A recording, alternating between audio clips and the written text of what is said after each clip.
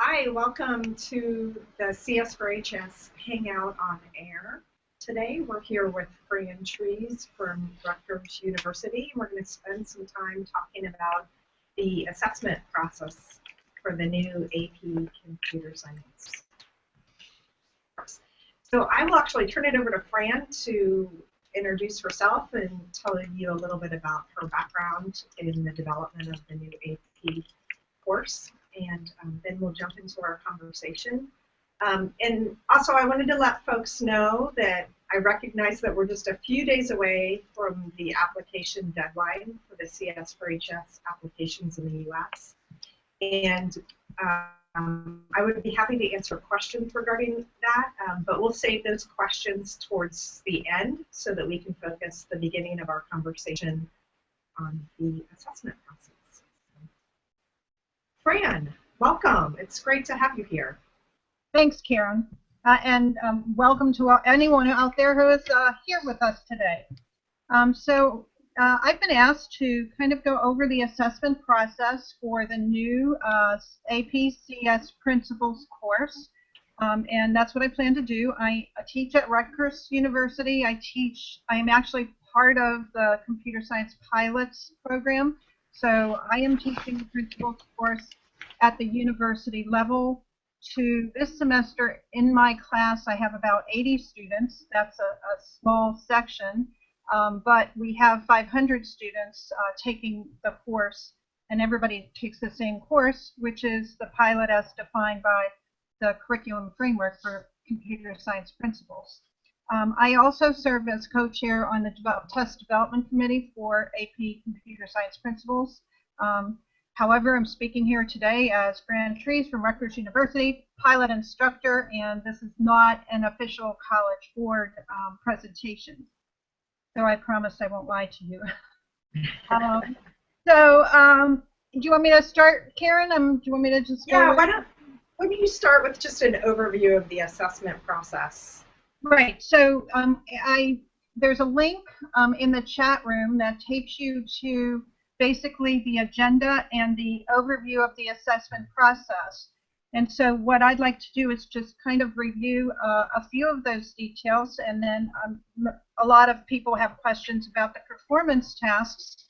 So I will walk through those as well and answer any questions you may have. The assessment process, and we're talking the assessment process, is a summative assessment at the end of the course. It's broken down into two basic parts. So as the other AP have, it has an objective part, affectionately known as the multiple choice part. For CS Principles, that multiple choice part will count as 60% of their advanced exam grade. The difference between the advanced multiple choice part on CSP, CS Principles, and CSA is that some of the questions on the multiple choice will be multiple answer questions. So the students may be choosing 1 out of 4 answers, or the students may be choosing 2 out of 4 answers. There's 2 different types of questions there. This objective part will have 74 questions. The amount of time that it takes the students to complete that, or that will be regulated. Right now, that time isn't set in stone yet. This spring, the pilot instructors will be administering a test bank of questions to the students, and I anticipate that that time will be somewhere between 100 minutes and 120 minutes. So it's pretty much multiple choice paper pencil question like any other AP course would do. The second part of the assessment is a through course assessment, and a through assessment consists of 2 performance tasks. This part of the assessment, it's 40% of the APCS exam grade, at least that's what it's listed as now.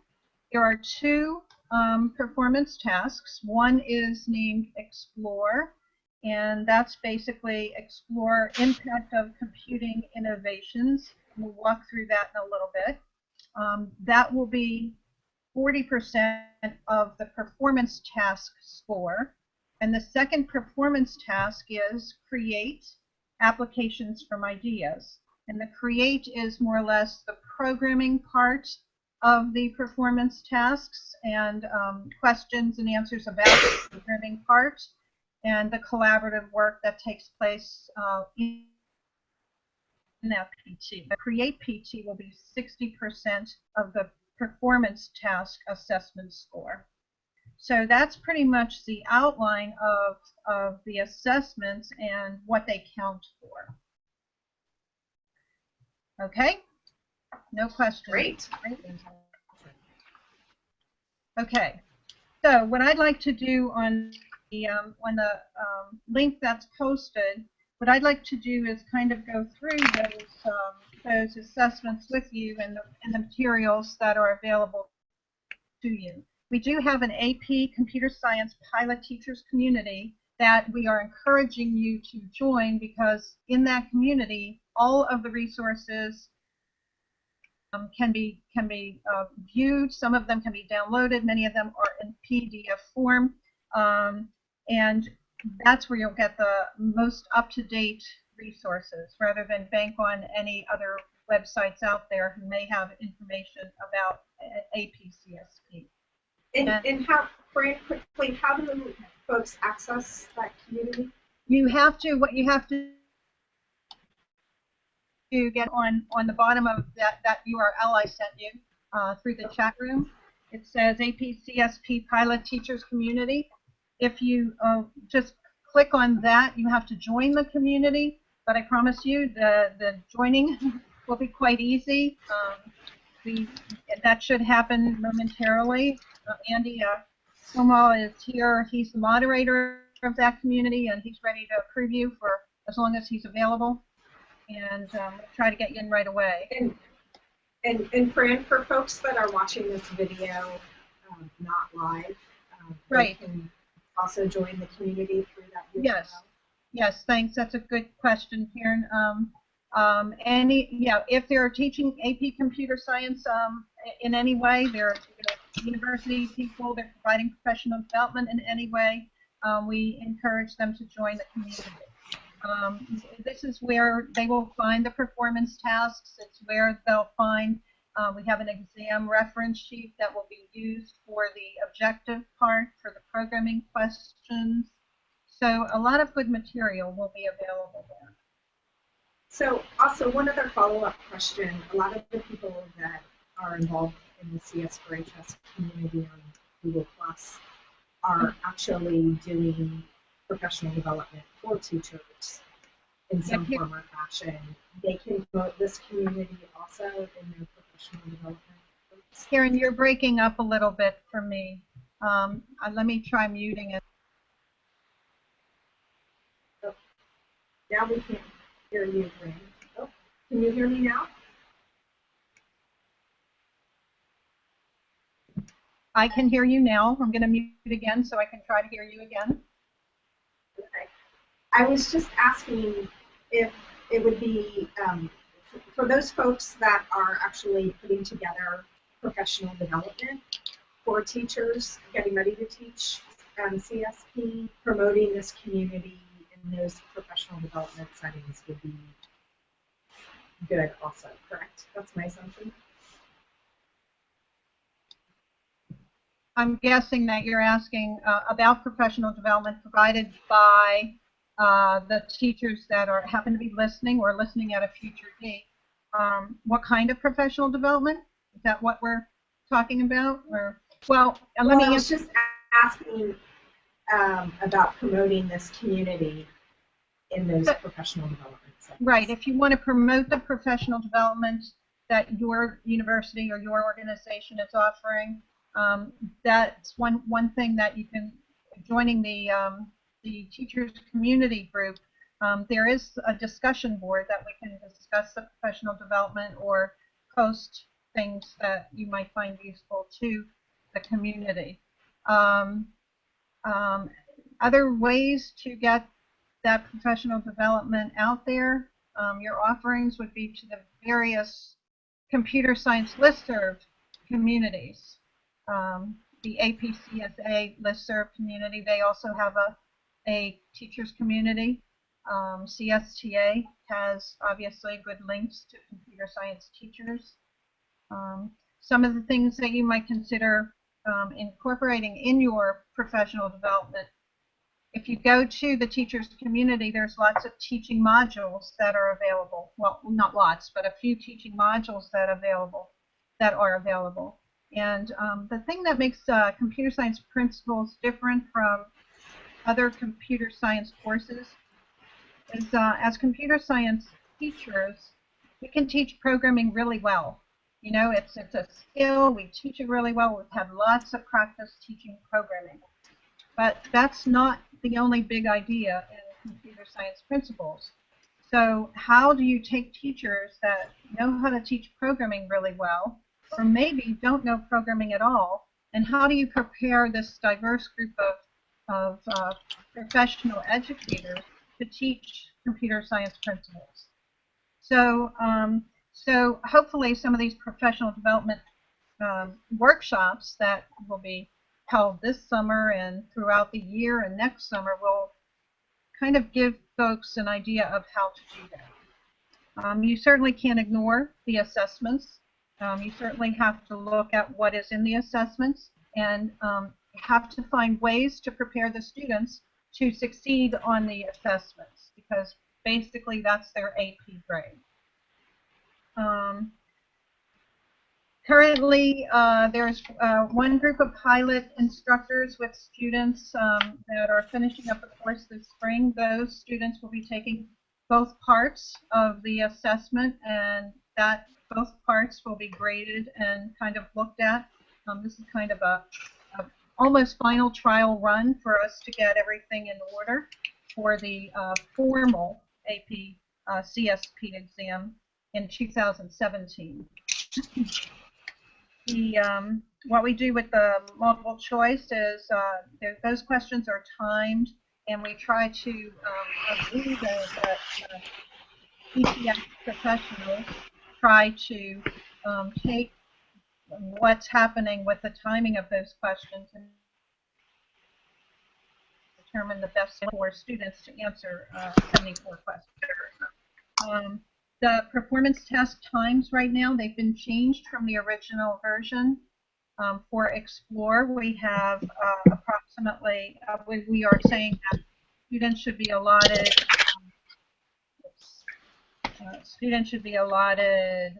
8 hours of class time to complete the Explore performance test and 15 hours of class time to complete the Create performance task. These times are based on pretty much what the development committee felt was a fair amount of time and a minimum amount of time for the students to work on these in the classroom environment. We actually, each member of the development committee took it upon themselves to complete one of the performance tasks, at least one of the performance tasks. And actually, that's where that time came from. It wasn't an easy task. We actually did the homework. Let's see. That's pretty much an overview of that. The performance tasks. My guess is that the students presently in the pilot courses in the high schools will upload the performance tasks in May, in the beginning of May.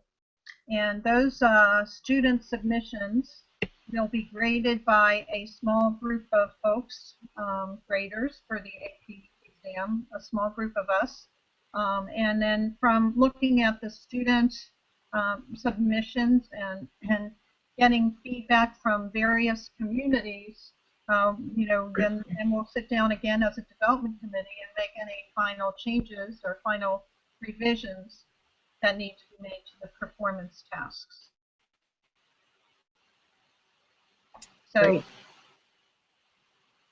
so what I'd like to do right now, I mean, do you have any questions? Does anybody have any questions on any of that, the overview? Yeah, that's great. Are there any, if there are any questions out there, feel free to post them on the Q&A in the Hangout, and we will be happy to address them.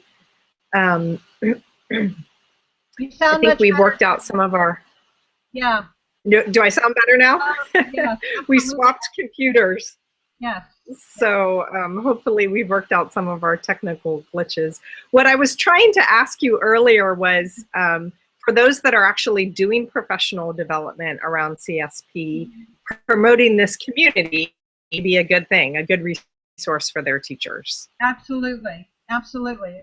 Especially if the teachers, I know that many people will be doing workshops this summer, and teachers are not formally calling the courses APCSP because they didn't go through the audit yet. However, they want to gently begin to teach some of the materials. And it will be very helpful for them to get the resources to do that, to get some activities. And we hope this community will become more and more active as time goes on. Right, sure. And we'll, for those that are viewing now or viewing this after the fact, we will be sure to post these resources in the CS for HS Google Plus community. So be sure to look there for these resources that Fran is talking about. So the resources that are currently available in this community, the reference guide, because students will be asked in the objective part of the test to answer some questions about programming. And since there is not one programming language defined, we have a reference guide of what they might see in these programming questions. So that reference sheet should be made available to the students the entire year. It will be, and right now it's in draft form, but it will be available to them during the exam. So that, you know, if they're programming in Scratch, which is a block-based language, and they get a program written in a text-based language, we don't want them to be at a disadvantage. So we give them this reference sheet so that they can at least see what a text-based language looks like and how it relates to their block-based language, and vice versa as well. Also, in that on that site, you'll find both performance tasks and, as I said, some resources for activities that that are non-programming activities, like the internet and different activities like that. They were curriculum modules that are prepared to use in the classroom, so they are pretty complete as far as just getting them and taking them into the class. Yeah. And I know that several, you yourself have piloted the course, and then there have been a lot of teachers that have piloted it at the high school level. Can you talk about some of the through course assessments that you've seen? Sure, that I've seen. Well, that's probably a loaded question, right? So I could talk about the PTs that my TAs have seen, right? Okay. I'm one of those lucky people. I don't grade every paper. I don't grade any papers. I just teach people how to grade them. But we did also have one of the reasons we revised the PTs was we did look at performance test submissions a while back when the first versions of the performance tests were out there, and that was actually one of the reasons we went down to 2 performance tasks instead of 3, which we started out with in the very beginning. What we tried to do, and what I guess students were trying to make it easy for students to follow the directions and to answer the questions. So you know, for us, when we read a question, it might be easy to interpret and understand. When we get responses from students, we're sitting there saying, well, what did they think we were asking? So we try to clarify those things as the revisions as we do revisions on the performance tasks.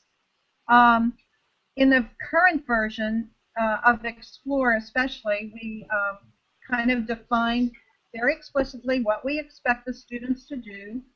Explore is about choosing an innovation, a computing innovation, and actually doing some research about it. And can you look at this and can you tell me what's good, what's bad? What are the benefits of it? What are the harmful effects of it? Can you tell me how it has affected society in some way, economically, or does it have an impact on culture? We tried to bring into these performance tests are also assessing learning objectives that cannot be assessed in on the multiple choice part of the test.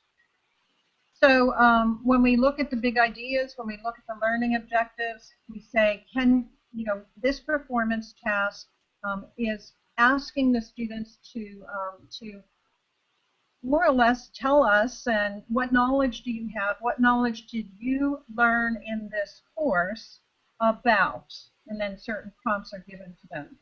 How is the innovation that you're looking at? What is it used in some other field besides computer science? We're trying to get across that computer science is everywhere, part of many, many other fields, and it's not a standalone. And so these are the types of questions that we ask. We also ask the students to take this computing innovation and relate it to data in some way. How is data used? Which is another big idea as far as the curriculum framework goes. We ask the students to look at the other big ideas, other than the programming ones, but the other big ideas,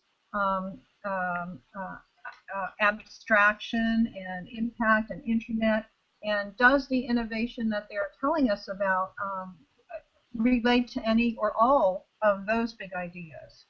So we want the student to really look at the whole course and summarize more or less the course and what they have learned in the course in this one Explore PT. Also, as part of the Explore PT, we're asking them to create an artifact, and that artifact would again delve into more depth about something about this innovation, benefits or harmful effects, impact on society, but in a different way than their answers to the questions did. And these, yeah, go ahead. I was just going to ask, what artifacts have you seen produced? So, seems to be popular nowadays, Google Maps. So we have people using. They could use. Actually, they could use Google Maps in either PT. But the tools available on Google Maps and my big thing, because I did this PT myself, was fitness trackers. The up bands and all those things. Yep. Lots of kids do something related to GPS.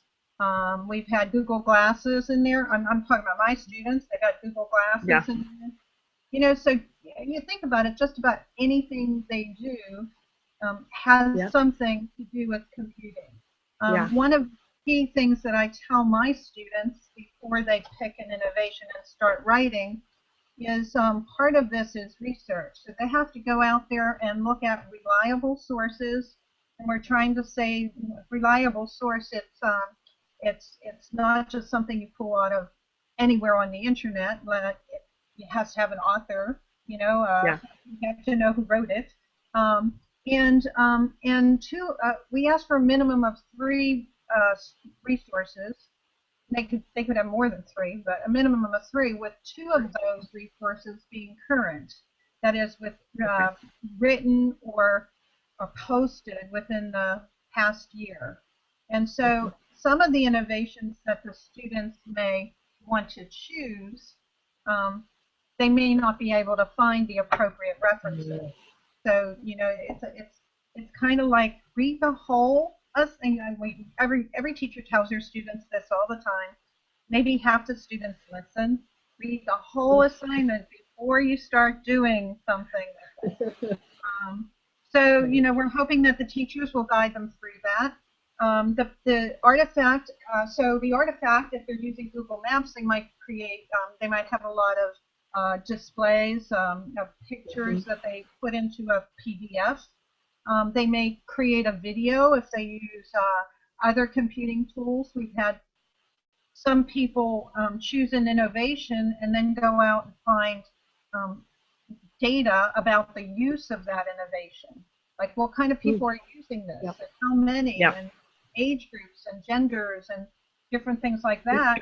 And so they're using computing tools like spreadsheets, and they're working on filtering data, and that may be also presented as a PDF, or it may be part of a presentation or something like that.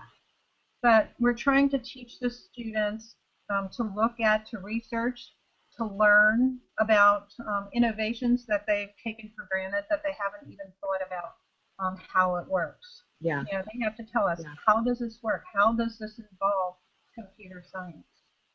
Yeah. And so I'm curious to know if you've been surprised at what students have been able to produce, or has it been about what you expected?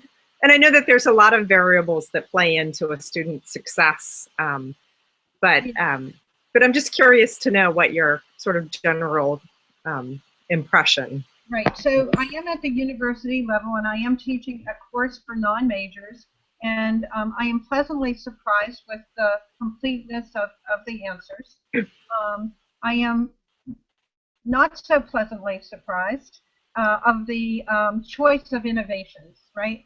Because there's so many out there, everything you do, and like after you read so many Google Glasses and so many, you know, you get tired of reading the same, and it's not like they're writing the same thing. It's not like they are collaborating on this particular PT.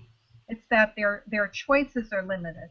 So I think one activity, you know, early on in the year is just to brainstorm with the class. You know, what kind of computing innovations do we have out there? What kind do we use? You know, just to start talking about the computing innovations, and not just take this as a standalone assignment, right? Right. Because then then the kids are, give me examples of computing innovations. And from one little lecture or piece of classroom presentation, they're getting their ideas when there are so many, you know, out there. Right.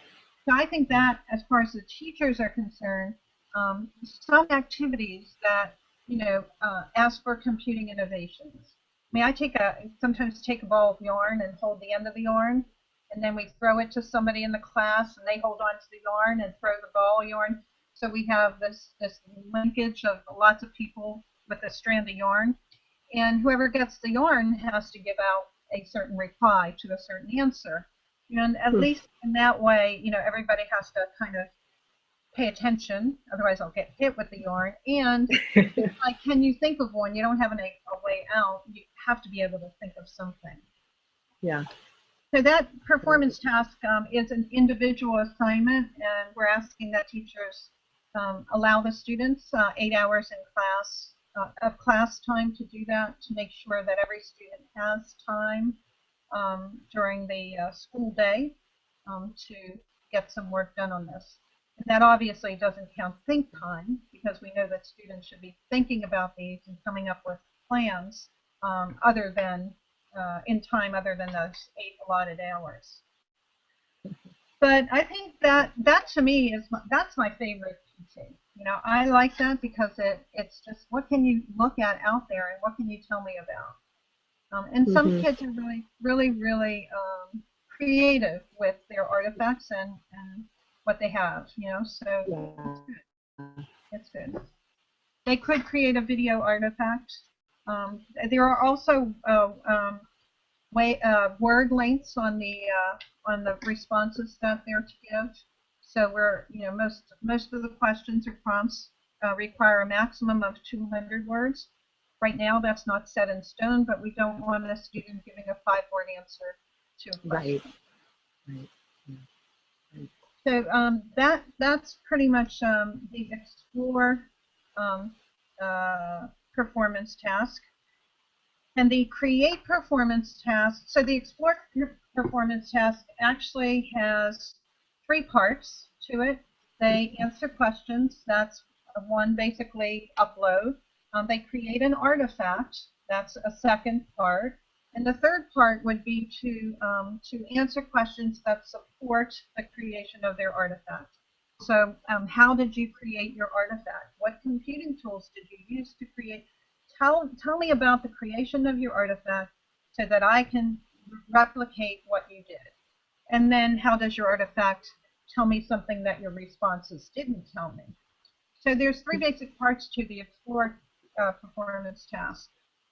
The create performance task has 6 different parts. The create performance task is part of it is based on collaboration.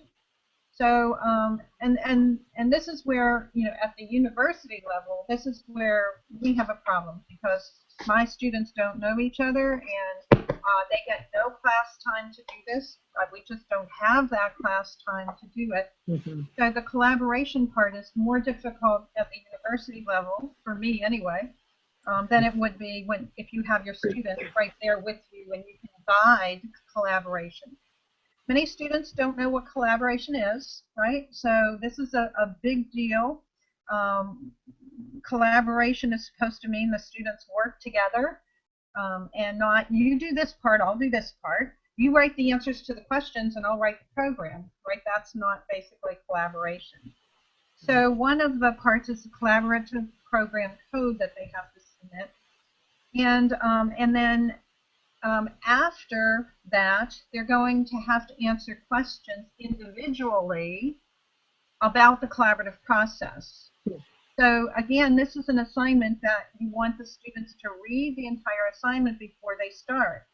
When you have 2 people starting to write a program together, one of the prompts asks them to look at certain points in the development of their program and talk about what happened at those certain points. So if they didn't read that part of the performance task and they waited till they finished the program, some of these questions about the collaborative process will be hard to answer.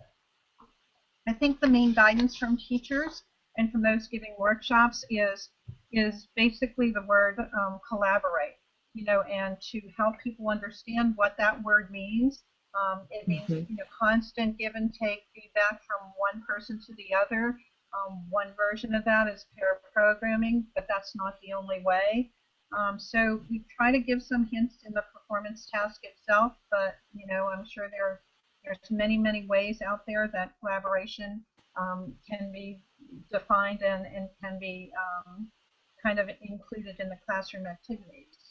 For both of these performance tasks, it's a good idea for activities to occur before the end of the year. So they should be collaborating before they start this PT. They should have collaborated earlier in the year on something so that they know what collaboration is. Same with Explore, you know, get some writing in there. A lot of the high school students, especially those maybe in computer science classes, shy away from writing and written responses. We have heard from pilot teachers that keeping a journal throughout the academic year is one way to have them practice writing and to really think about and reflect on certain things they've done in the classroom. I think that's a very, very successful way to incorporate writing into the course for the high schools. When they do their collaborative program, we ask that they, although the prompts don't really ask this, but think about writing a program that has defined algorithms or deals with abstraction at a high level. So their program should be more or less at a high level. This is like a summative exam, summative assessment here, and it should be, let me know what you've learned in this course about programming, not just write this little baby program. So we ask that they do design and create and a program of their own choice. We don't define what this program has to be. We don't define any language for the program. And then what they're going to do for the collaborative program and the individual program is they're going to make a video, a 1-minute video, I think, 1 or 1.5 minute video of the program. And that's 1 minute. Yeah, 1 minute maximum length. And this program should demonstrate different features. This video should demonstrate different features of their program. So It's just running the program. If it's an interactive program, they would do whatever interaction is necessary so we can see their program run. And then for the collaborative program, they're going to have to basically, well, for both videos, they're going to have to explain, what does the video tell me about your program? What did the video show? Maybe talk about the code, but you know, a script more or less for the video, but it's going to be a written script for the video. Mm-hmm. So they've done the collaborative program, they've done the collaborative video. Now, individually, they're going to answer certain prompts about their collaborative program. And basically, it has to do with collaboration as much as their program. So some of the questions might be, how did collaboration change the size or complexity of your program? Did it make it easier for you to succeed? Did it make it more difficult? Was your program longer? Was it more complicated? We hope to see that what's happened in our own experience is when two people were working together on the program, one person would come up with ideas that the other person didn't even think about, right? And so their program would take a different turn. They also have to describe the incremental development of the program.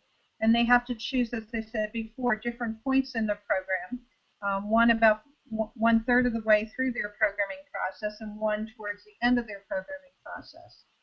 So one good mechanism or way for the students to keep track of what they're doing, again, would lead to something like a journal, so that they can more or less log every time that they work with their partner on the program, what did we accomplish today? And be able to, at the end, be able to answer the prompts about the collaborative process and the collaborative program. The individual program could be on anything the student wants to write on. It doesn't have to be related to the topic that the collaborative program was on. It could be, but it doesn't have to be. And it could be in the same or a different language, though I would imagine that most people would write both programs in the language that they're being taught in their course. The individual program, for both programs, they're going to have to submit the code, commented code. For the individual program, in that code, they're going to have to identify an algorithm and an abstraction by looking at the code. They're going to identify those by drawing red and blue boxes around them, so that when they submit this, they'll basically submit this as a PDF. And the questions that they will have to answer for the individual, about the individual program, are different than those they have to answer about the collaborative program. So this was one of the revisions we made.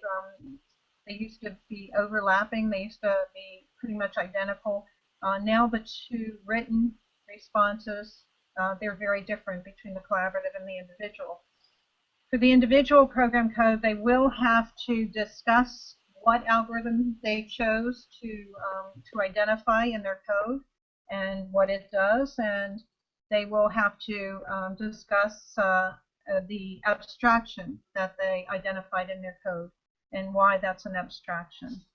And again, they have, so this would take place, so the 6 parts, basically the 6 parts that are required for this PT would be the collaborative program code, the collaborative video, the individual responses on the collaboration, the individual program code, the individual video, and the individual responses on the individual program. So they would be the 2 performance tasks that the students would be required to submit. Okay, so I have to ask the same question. What types of programs have you seen created, and have you been surprised at what students have been able to create? No, unfortunately, at my level, right? Because I would probably say that the high school students would create more complicated, I would want to say more complicated programs. My students would do maybe 6 weeks of programming, and that's pretty much once a week they have hands-on in lab, so it's very limited. I try to throw out ideas in the classroom, but you know they're afraid to venture out, and they're not willing to spend 15 hours or 7.5 hours on writing a program. We don't have that time. So due to their requirements, you know, certainly my rubrics are a little bit different than the ones that we'll develop for the real PTs. But I always have one in there about, you know, well-written programs and creativity, and sometimes that's where they'll lose the points, because they take, you know, an assignment we get in class and then just tweak it a little bit, and it certainly isn't very creative if they do something like that.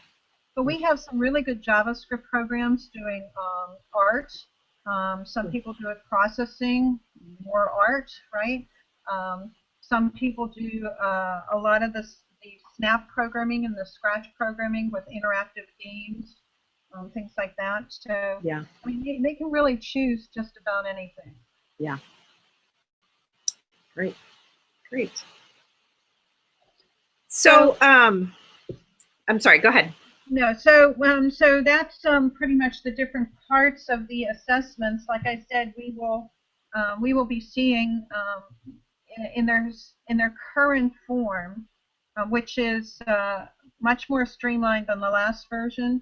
In their current form, the submissions will take place this May, and early June we will be looking at those and scoring them with the rubrics set up to do that task. So by the end of the summer, we'll have a better feel about both. How are the performance tests working in the classroom, and how are the students doing in the objective part of the test with 74 questions? How long will it really take to do the 74 questions, and how long does it really take the students to do the performance test? What kind of answers are they giving to these prompts that we say 200 words? You know, obviously we're going to be a little bit lenient, like we're not going to stop reading when we get to the 200th word. But you know, is that enough? Is that maximum big enough, or is it too big? Or, you know, things like that will have to be ironed out when we look at a lot of the student responses and hear from, again, the pilot instructors. You know, we're hearing from all different communities, and that's what, you know, is helping to make both parts of the assessment basically assess what it's supposed to. And with each revision, it gets a little bit more streamlined and a little easier to understand, and a little bit better. So you know, we're hoping to end the revision process soon. Yeah, but you know, because I guess in March 2016, the teachers will start applying for the AP audit and have to go through the whole audit procedure for their AP CSP course. So we have a lot of those timelines, a lot of dates on those timelines set by previous courses, and we have those to look forward to. Yeah, and it's going to be here before we know it, right? Yes, believe me, it's time has gone down. Yeah. But, well, it's exciting. You guys have been working on this for a long time. It's and you know, the light's kind of at the end of the tunnel. So looking forward to it. Yeah. So just maybe one last question, and I don't know if folks that are watching have questions. No one's posted a question yet, but we still have a few minutes left. So if anyone has questions, feel free to post them. One question that I have for you, Fran, is if you could maybe summarize in 2 or 3 points, or give advice, 2 or 3 points of advice to a teacher that is teaching CSP and getting students ready for the assessment process. What couple pieces of advice would you give that teacher for getting their students ready for the assessment process? Well, the one big piece of advice, and probably the only piece of advice, is to practice, right? You cannot give them these performance tasks without practice. So in every programming assignment you do, talk about an abstraction, what it is, and how it represents abstraction. Talk about the algorithms used in the programs. Take some of the questions from the PTs and ask those questions of a different program. So the students don't, they're not answering that question for the first time. I mean, sure, they're answering it for the first time about the PT, about the program that they're writing for the PT. But there's, read the questions early in the year so that you're working on answers as you go through the year. The students understand what it means, what those questions mean, in both of the performance tasks, in the explore and in the create. So I think the best thing teachers could do is to practice. Yeah, that's great. Great advice. Well, anything else that you want to share or mention? No, I just want to, again, encourage people to join the community, because that's where they will find most of the resources. And certainly there's a discussion board there. So this is, if they haven't looked at the performance tasks before right now, questions will pop up later, like what do I do if, kind of thing. Right. And that's a discussion board. So that, I mean, there's a discussion there. They can, ask questions or join the community and really become a part of the whole process. Great. Great. Well, we will be sure to post the links to those to that community and those resources in our Google Plus page. Great. Thank you, Fran. We appreciate your time and your diligent work on this, and look forward to seeing how things roll out in the next year. Thank you very much. Okay. Thanks. Have a good day. Take care. Thanks. Bye.